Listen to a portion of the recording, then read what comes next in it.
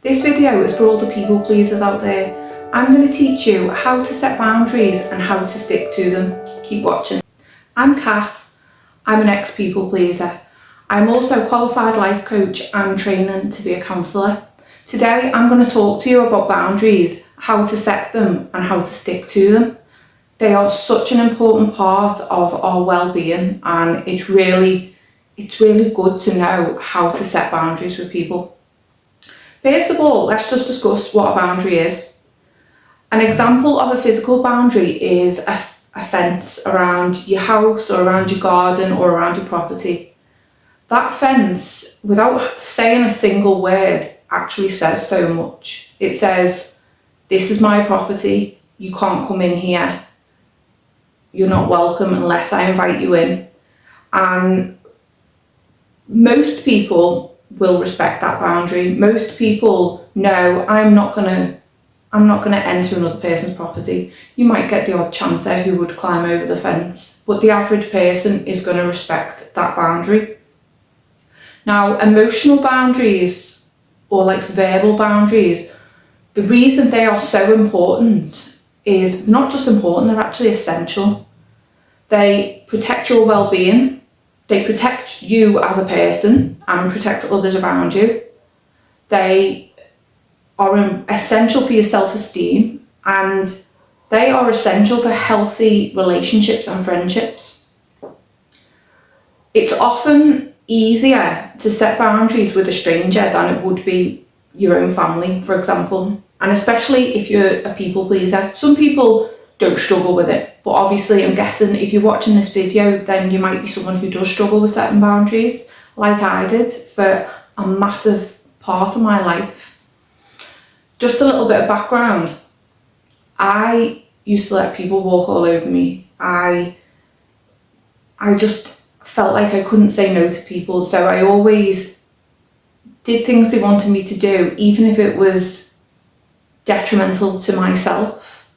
I always felt like I had to be nice to people, and I had to make them happy, and I put my own happiness last, and that doesn't work, because let me tell you this, if they're not looking out for you, you need to look out for yourself.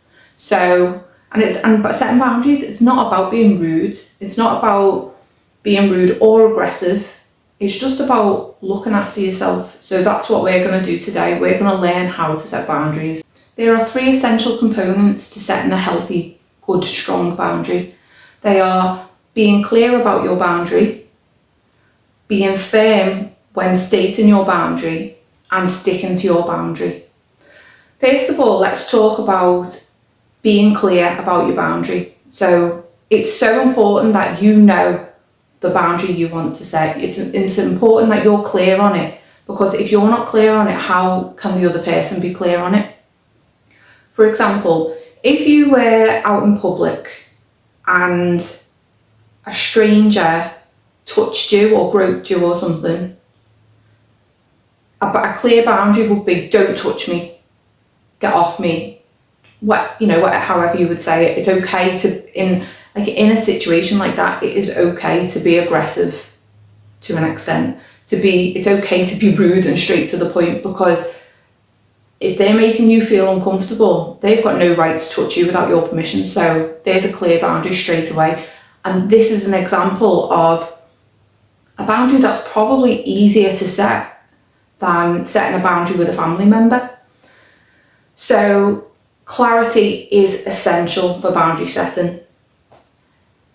If you have a family member or a friend or someone who you're more concerned about setting that boundary with, because you want to maintain a relationship with them, you want to have a healthy relationship, you just don't want them to either maybe to mistreat you or to call you something that you don't like, or whatever the boundary may be.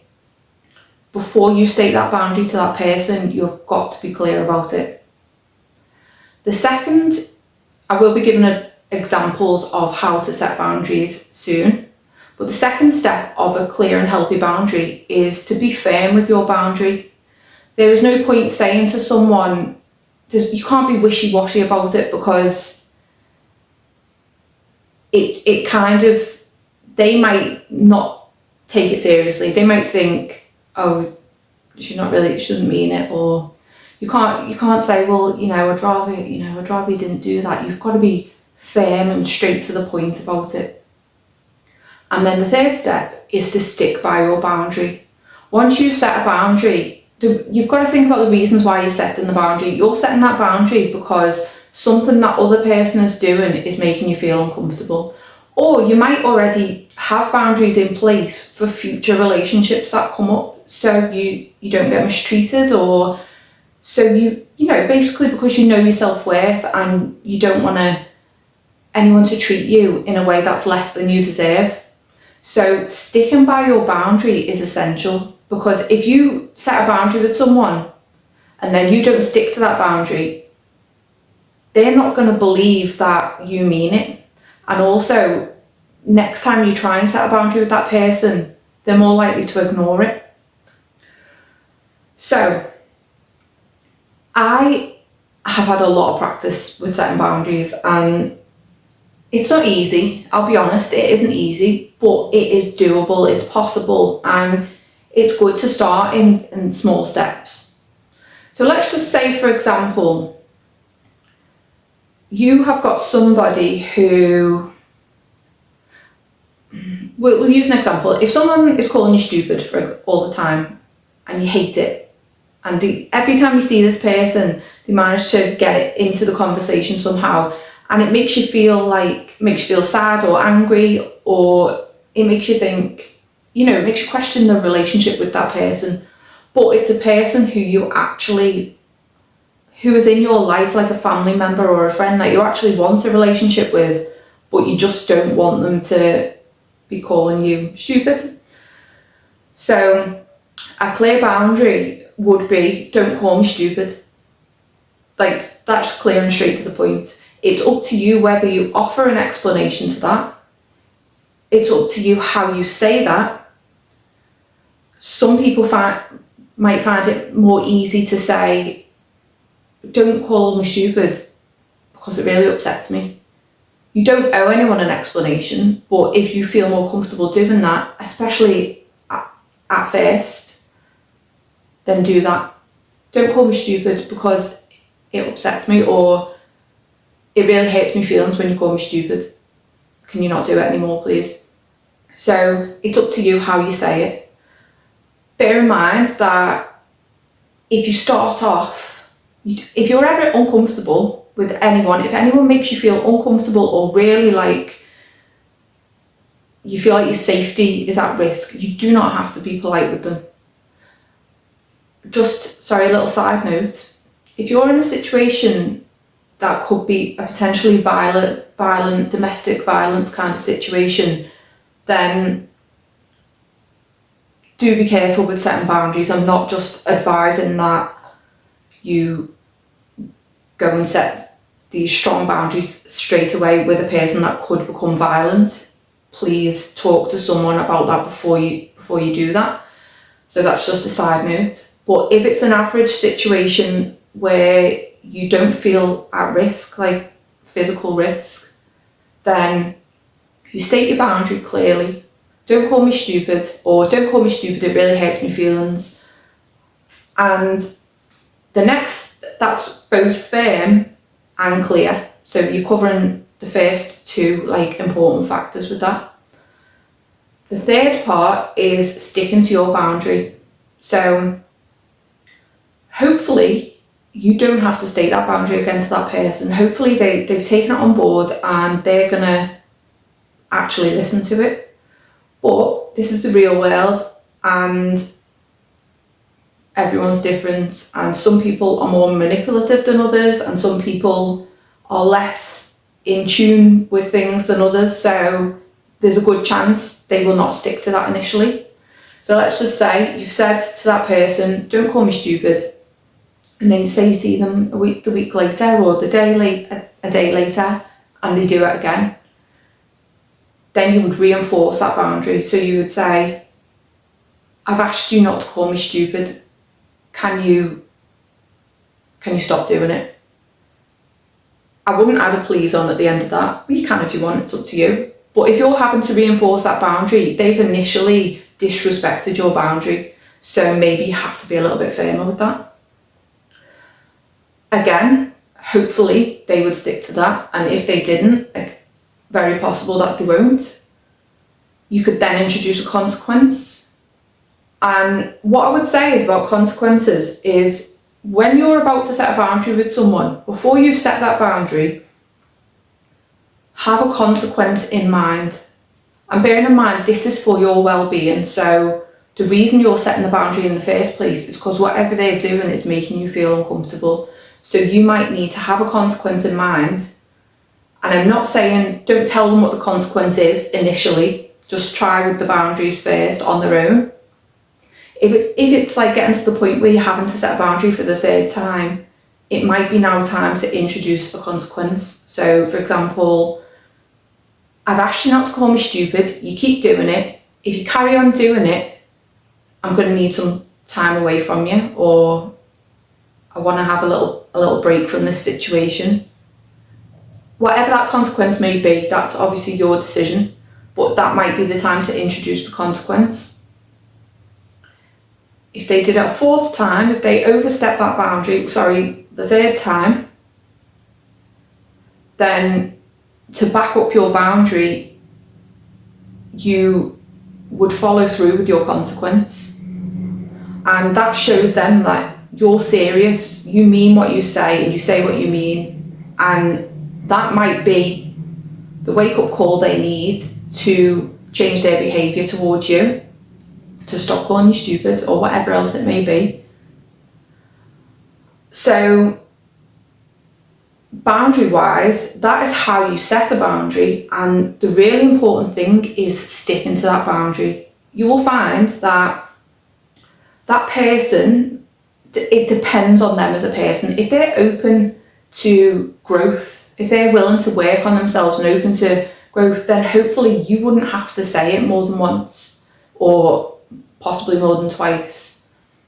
If that person is maybe more of a manipulative type of person, they might find other ways around it, other things to say instead. As long as you're clear that whatever they come at you with, you can set a boundary for that. Anything that makes you feel uncomfortable, you can set a boundary for that. With regards to what happens if they do not stick to that boundary ever, and that has happened to me, or they might stick to it initially and then you might slowly see that same behaviour creeping back in. It's up to you. You have so many times where you'll set the boundary, tell them the consequence, and if they keep doing it, then are you either going to put up with their behaviour? Does it have a massive impact on your life? Bearing in mind the reason you wanted to set the boundary in the first place is because it was causing you some kind of discomfort, whether emotionally or physically. It was causing you discomfort, which is why you wanted to set that boundary. Are you willing to put up with that off that person? If not, what is the alternative? For some people, myself included in the past, I have had to cut contact with people, family members included, and that's a difficult thing to do. And I am certainly not advising just go and do that. I'm not saying that at all. Always try with the boundaries first. If it's a relationship you want to maintain, always try with the boundaries. And I just need to point out the people I cut contact with in my life were always relationships I wanted to maintain. But as I was growing as a person and learning to love myself after years of hating myself, they didn't like the fact that I was changing because it didn't benefit them anymore. And unfortunately, that's a fact of life that does happen sometimes. So that is a consequence that I had to set, that for my own well-being and for my own mental health. And it's not an easy thing to do. It causes a lot of emotional pain for everyone involved, of course. But if that person is not willing to respect you as a person, why should you keep putting up with that? You have got to look out for yourself, because obviously they're not looking out for you, so you need to look out for yourself. And I just want to say, I understand that life is very complex, people are complex, everyone has their own issues and traumas, and I'm just not saying go and cut everyone out of your life, that's not what I'm saying. But sometimes it does have to be done.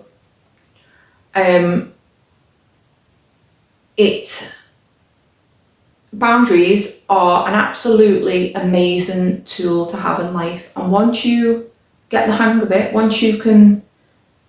you might have to start small and practice a little bit with things before you get on to setting more stronger boundaries. And hopefully you'd never have to set stronger boundaries with people, but obviously this is real life and we do sometimes. But once you learn how to set boundaries, it's not going to feel, especially if you're used to being a people pleaser, it's never going to feel easy to do, but it becomes so much easier. Even now, if I have to set boundaries with people, I still feel uncomfortable about it, but I will do it because I respect myself and I know I need to take care of my mental health and my well-being and that of my family's. So I will do it if I have to do it.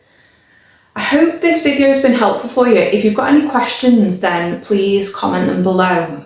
I will be doing more videos like this in the future, but thank you so much for watching. If it's been valuable, please like and subscribe because it helps the algorithm. Thank you.